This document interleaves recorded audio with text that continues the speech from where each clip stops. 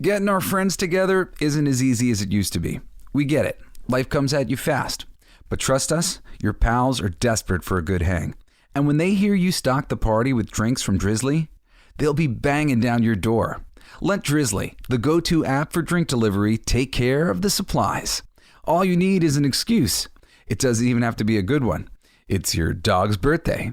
The loquats are finally ripe. Whatever. With Drizzly, you can compare prices on a massive selection of beer, wine, and spirits and get them delivered straight to your door, which means you can entice the crew to leave their houses without ever leaving yours. Whatever the occasion, download the Drizzly app or go to drizzly.com. That's DRIZLY.com. Today. Must be 21 plus. Not available in all locations. Man, I wish they had Drizzly when I used to play D&D and Riffs. Maybe it's time for me to start again. Thanks, Drizzly. Breast milk science. It's a thing, and it's our thing. We're By Heart. Our mission is simple. Make the best infant formula in the world. We partnered with breast milk scientists, world-class doctors, and passionate parents to write a new recipe from scratch. Our patented protein blend includes 2 of the most abundant proteins in breast milk at levels closer to the real thing. We're also the first U.S.-made infant formula to use organic grass-fed whole milk, not skim. And we ran the largest clinical trial by a new infant formula company in 25 years, proving benefits like less spit-up, softer poops, and easier digestion versus a leading infant formula. And while we've put a lot into By Heart, there's a long list of things you won't see on our ingredient list, like corn syrup, soy, or palm oil. Curious if By Heart is right for your baby? New customers can shop the starter pack and get 2 cans for the price of 1 at byheart.com/getstarted. That's 1 free can at byheart.com/getstarted. This is a limited time offer. Additional terms and conditions apply. Try it risk-free. That's the By Heart promise. The podcast playground. Hooray! Hey, it's my song. Let's sing it. It's gonna be fucking awesome.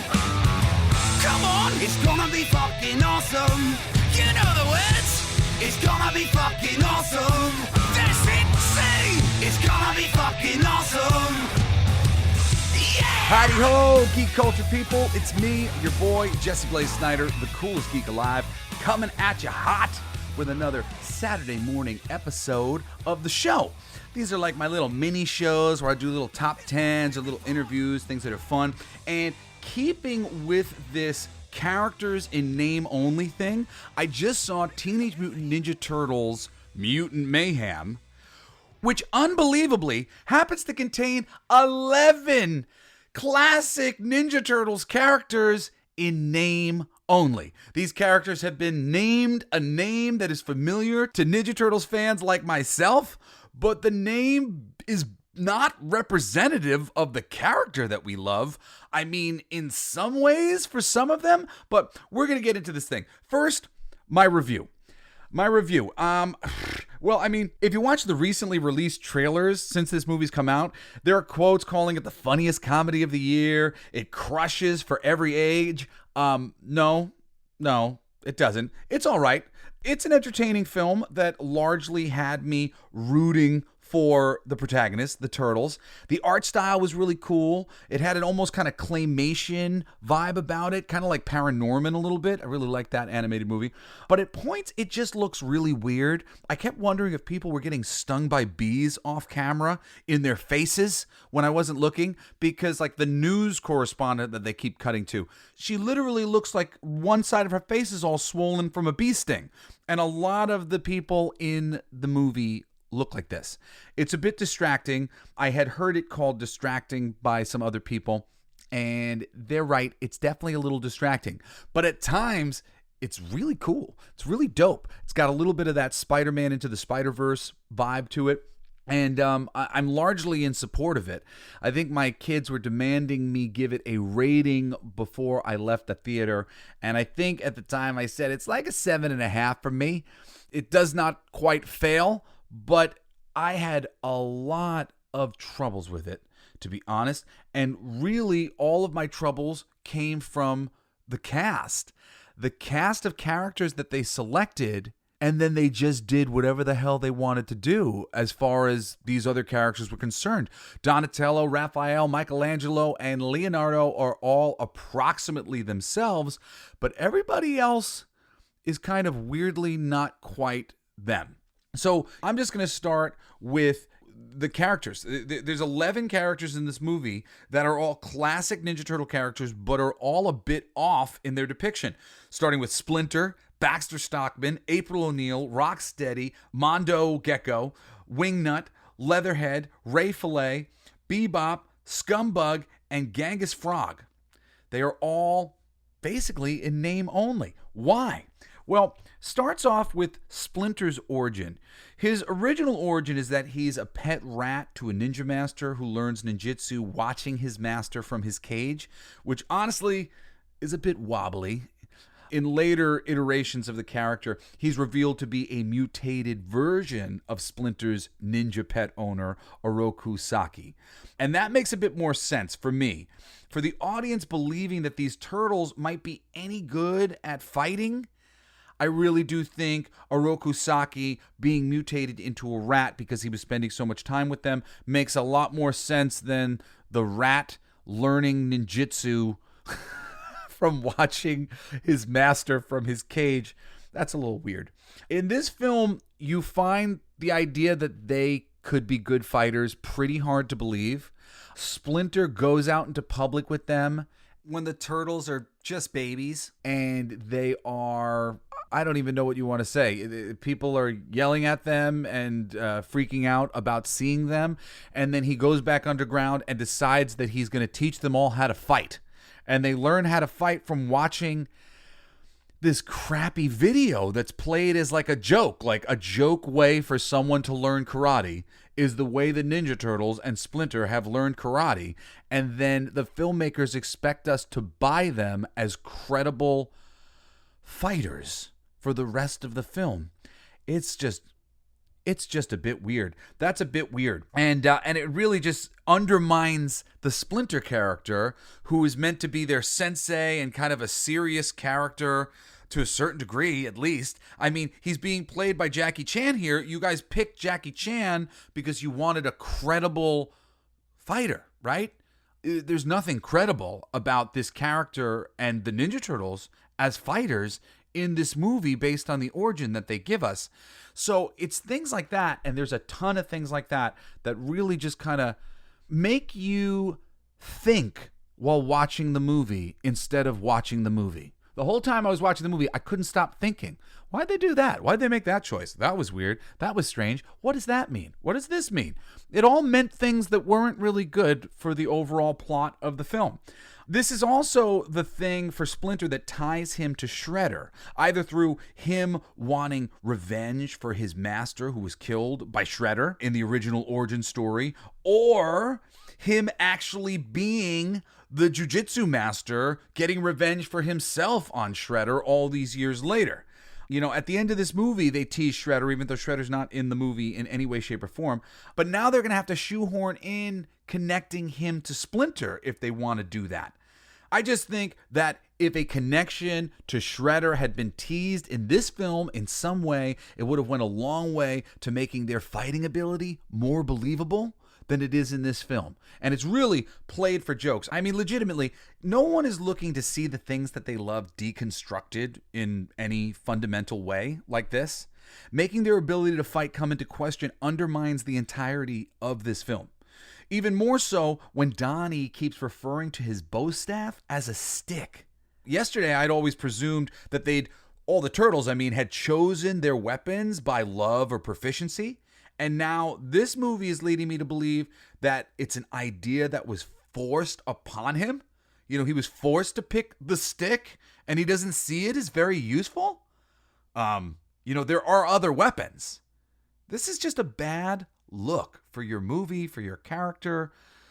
It undermines the credibility of the story that's being told. It's just a bad joke to make, okay? It suggests that the story is unnatural in some way, and it's been laid out this way for 40 years. So you guys are going out of your way to be like, look at how unnatural this story is. No, we're with it. I think billions of Ninja Turtles fans can't be wrong. It works perfectly fine. Don't really see a reason to deconstruct it the way we do here. But whatever, this is their movie, not my movie. Continuing down our list at number 2, we've got April O'Neil. April O'Neil is a professional reporter. She is an adult, not an old person, but an adult. She's not in high school, she's not in college, she is a pro who could actually help the Turtles in the way that they're going to be perceived by the outside world through her connections on television and the news, okay? The April O'Neil in this film is just a high school student, a high school nerd who is made the butt of many jokes and does not carry any of the authority that the April O'Neil from the comic books or, as she's traditionally depicted has. This character can't do anything for them. She's just a teenager in high school. And they've gender swapped her and I guess body type swapped her. And that's okay, I guess. But why? Why not just create a new character? If this character wasn't called April O'Neil, I would have had nothing to say or think about throughout the film. I would have had no criticisms to make about her after the film was over. You want to avoid unnecessary criticisms of your film? Don't significantly change characters that we already have a relationship with as fans in your movies or your TV shows. Just create new ones. A new April O'Neil would have been a perfectly reasonable idea, and we would not be having this conversation right now. Okay? That's all I have to say about April O'Neil. Baxter Stockman. His gimmick is given to Superfly in this film. Baxter Stockman is a scientist, a mutant who works with the mutagen. There's a lot of different versions of Baxter Stockman, but traditionally he gets turned into a fly, a mutant fly. That's what Superfly is, the Ice Cube character. He's a mutant fly. And he honestly is a lovely addition, except for the loss of Baxter. And guys, casting that dude, Giancarlo Esposito, over and over and over again from Breaking Bad as your bad guys, that's not like the done-in-one be-all, end-all fix for your bad guys. You're making all your bad guys exactly the same. It's so overdone at this point. And it really misses the point of that character in particular, who's always been portrayed as a bit of a geek scientist, as to the audience who loves the material. And giving him the frightening and measured voice of Giancarlo Esposito is such a misfire. Surprisingly, one of the only things that the Michael Bay Ninja Turtles films did well was present us with a take on Baxter Stockman that was nice and nerdy and rather enjoyable. We never got to see that Baxter Stockman pay off in those films because they were ass, and they recognized that they were ass because they weren't selling any toys. And apparently this film, Teenage Mutant Ninja Turtles Mutant Mayhem, is a repudiation of the fact that they didn't sell any merchandise with the Michael Bay films. Isn't that funny? This is how money motivated all of this stuff always is. And sometimes that money motivation can actually be really good for us, the fans. But in this case, it's not, because the people who made the stuff I don't think that they're educated enough in their Ninja Turtles lore to have properly satisfied us in the ways that we're looking to be satisfied. So people who are old school Ninja Turtle fans, you're probably going to be a little annoyed like I was. And there were so many easy ways to not tick off the fandom while making this movie. I mean, seriously, we'll go through them as we go through all these different characters. So apparently this film series does away with the notion that contact with a certain kind of animal over a long period of time can lead human beings into getting turned into human-animal hybrids. Instead, this movie presents one uniform idea of the mutagen only mutating animals and perhaps even just killing people who are exposed to it. So this means every single mutant animal character essentially has the same origin now. They are just formerly animals, and now they can think, speak, and act like humans. So this means every single mutant animal character essentially has the same origin now. They are just formerly animals, And now they can think, speak, and act like humans, meaning that every good backstory for every mutant side character has been changed, and mostly not for the better. Now, fans of the comic book iterations of the Ninja Turtles will probably remember a team of mutant animals known as the Mighty Mutanimals.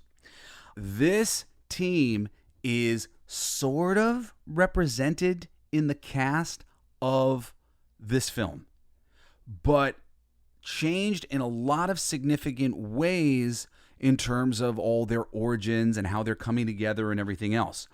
If they had stuck a little bit more closely to the roster of the Mighty Mutanimals, I think that a lot of these bad guys turned good guys in the film, because all these characters start out as bad guys, but by the end of it, they're going to all have changes of heart. So forgive me if I'm spoiling it for you right there. But I mean, you kind of know when you see Mondo Gecko and a lot of these characters that they're probably going to veer to that side of things at some point. But they veer every single one of these bad guys, except for Superfly, onto the side of good by the end of it, which is really weird for characters like Bebop and Rocksteady, who are not members of the Mighty Mutanimals. Now, characters like Wingnut, he is a member of the Mighty Mutanimals. He's usually with his friend Screwloose. Here, it's reduced to just Wingnut. It's voiced by a girl, despite looking like a boy, and having always previously been portrayed not just as a boy, but as a loose Batman parody with a sidekick, his mosquito mutant friend, Screwloose. Now, this plays to the strengths of the Turtles, who are comic book parodies of Daredevil to begin with, right? The Turtles, instead of fighting the hand, the Turtles fight the foot. Instead of being trained by Stick, like Daredevil was, the Turtles are trained by Splinter. So, losing Wingnut and Screwloose in this interesting Batman homage, that sucks. That's the first thing that I saw gone that I was really sad about. Was really weird also, her being voiced by a female character. Why not introduce one of the existing mutant female characters? There's plenty. Or why not just make a new character? Next up, you got Ray Fillet. Man Ray, as he can be called often, is originally a marine biologist with a heroic kind of animal rescue slant in the old Archie comics. Here, he's just a ray, a manta ray that gets turned into a mutant animal. He's one of the characters that were picked by Baxter Stockman to be part of his family of mutant animals that he's making at the very beginning of the movie before he gets taken off the table, and Superfly has to raise all these characters. Superfly is essentially the surrogate father and big brother to all of these mutant animal characters who I'm going through right now. So he's a clean slate. Everybody's a clean slate. Mondo Gecko is a clean slate. But previous origin for Mondo Gecko was really cool as it tied into the Turtles. Mondo Gecko, he's a real-life teenager, a skateboarding kid, a metalhead. And that makes it really a cool thing for Michelangelo to be able to be friends with Mondo Gecko, who's a teenager who likes all the teenager stuff that Michelangelo likes. He was, at least. Now he's a mutant animal, but you understand what I'm saying? The Teenage Mutant Ninja Turtles, they want to be real teenagers because essentially they are real teenagers for all intents and purposes. So Mondo Gecko being turned into a gecko, well, that's really cool. Now a teenager has been forced to come to their side, and now Michelangelo has a friend who's a real teenager from the real world. That's pretty cool. That's not here anymore. But Mondo Gecko does have a personality very much like his personality in any media that you want to see Mondo Gecko in. He's played by Paul Rudd, which was a bit of a weird casting thing for me because he does sound like an adult more than he sounds like a teenager. They cast real teenagers as the Teenage Mutant Ninja Turtles, but for Mondo Gecko, they cast an adult just kind of doing a goofy teenager voice. So again, just sort of weird choices being made here. Next, you have Leatherhead. Leatherhead's a weird one because in the comics, Leatherhead is similarly to this film. He was just an alligator who gets turned into a mutant animal person. But more prominently known because most people got into the cartoon before the comics. The comic was a small indie comic book, and the animated series was where most people got it. In the animated series, he's a bad guy, and he speaks with a Cajun accent. They do an episode with the 4 punk frogs, including Genghis Frog, who's in this movie, I'll get to in a second. And they're in the bayou, essentially, and he's this bayou gator, this Cajun accented gator, which makes some amount of sense. In this film, Leatherhead is a girl with an Australian accent. Explain that to me. Explain that to me, where this girl picked up this Australian accent from, and why this girl is dressed like a dude who is either from the bayou or from Australia or something like that, when it's just an animal that was a baby animal that got mutated and has been raised by Superfly. This doesn't make any sense. Like, no sense at all. All right? Really, really weird. And let me just say, like, Wingnut, Ray Fillet, Mondo Gecko, Leatherhead, these are all members of the Mighty Mutanimals. And they could have easily rounded out the rest of Superfly's minions with Wingnut's sidekick, who's a mutant mosquito, Screw Loose, maybe Slash, who's a very popular character, who's essentially like a mutant snapping turtle, or Sally Pride, who's a female character, she's a mutant lion, Herman, the hermit crab. A lot of these are characters from the comic books. I really always liked Pigeon Pete, who's a mutant pigeon. I think that makes so much sense for the Turtles living in New York City. Pigeon Pete, I really think, is a great one. They could have put that in. Or they could have just came up with completely new characters. That would have also been great. It was really strange of them to include these other characters and what it means that they included these other characters.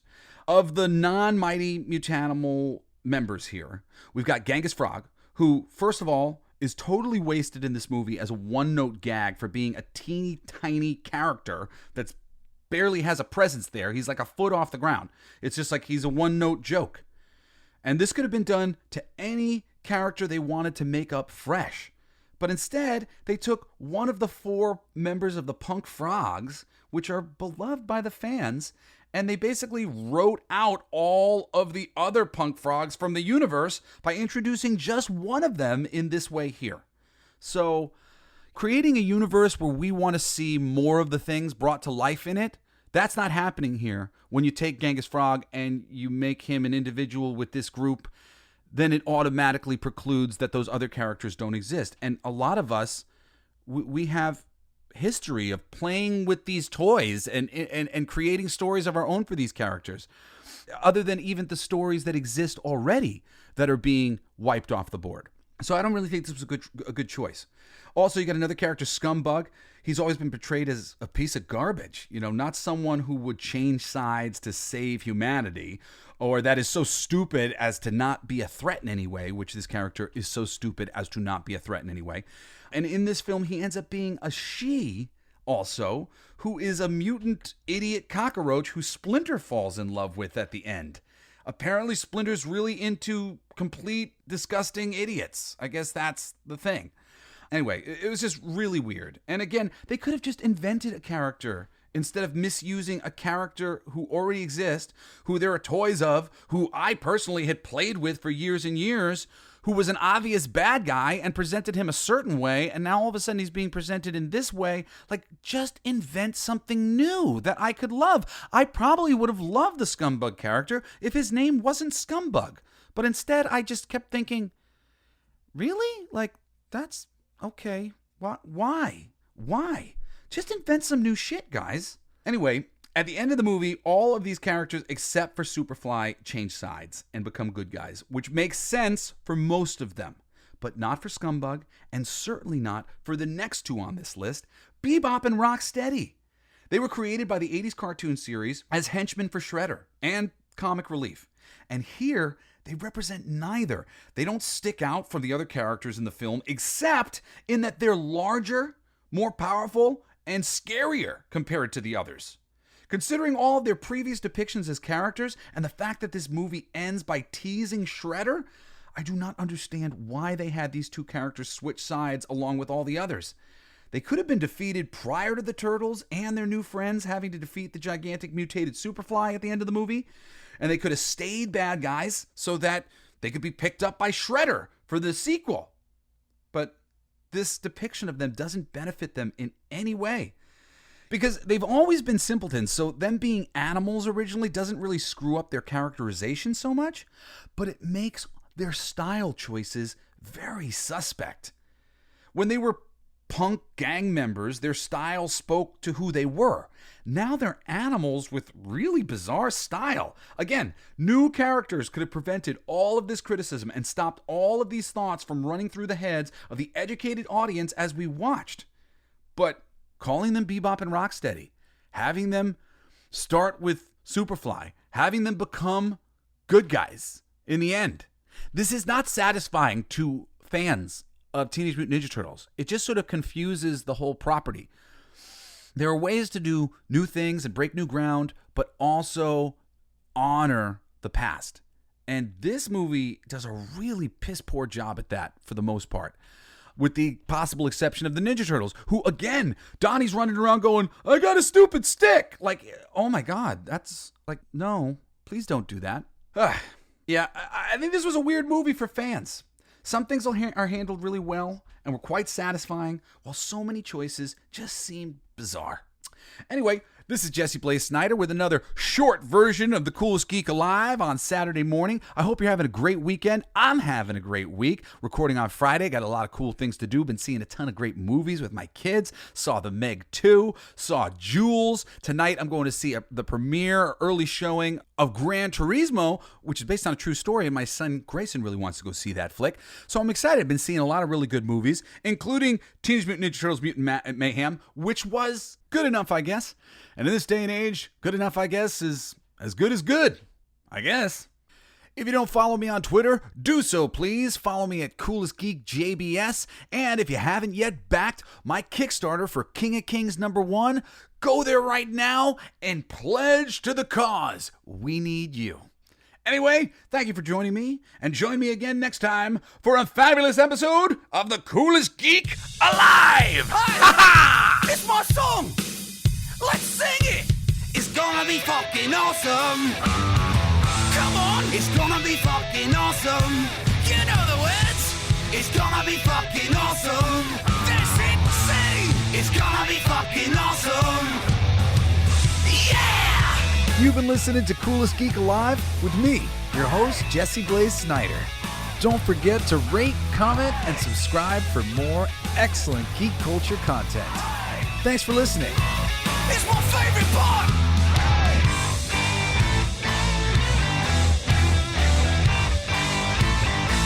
Isn't that heavy?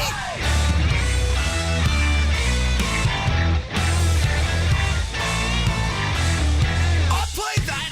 It's gonna be fucking awesome! Coolest alive! It's gonna be fucking awesome! Stay with your tribe! It's gonna be fucking awesome! Revenge of the Geeks! It's gonna be fucking awesome! Week after weeks! It's gonna be fucking awesome! Laughing with you! It's gonna be fucking awesome! And crying sometimes too! It's gonna be fucking awesome! Spelling it out! It's gonna be fucking awesome! Making you shout!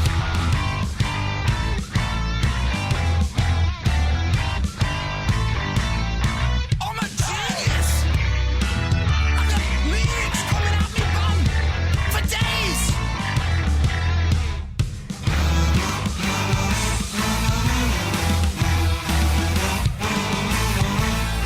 You like that? It's a kazoo solo!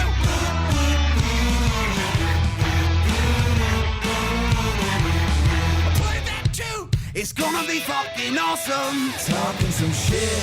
It's gonna be fucking awesome! Living your shit! My voice is fucking awesome! Food in our mouth!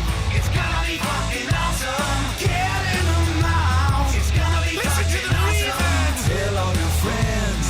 It's gonna be fucking awesome! Call right or text! It's gonna be fucking awesome! Raising the bar! It's gonna be fucking awesome! Straight to the stars! It's gonna be fucking awesome! It's starting soon! Straight to the top! Passing the moon! It's gonna be fucking awesome! On with the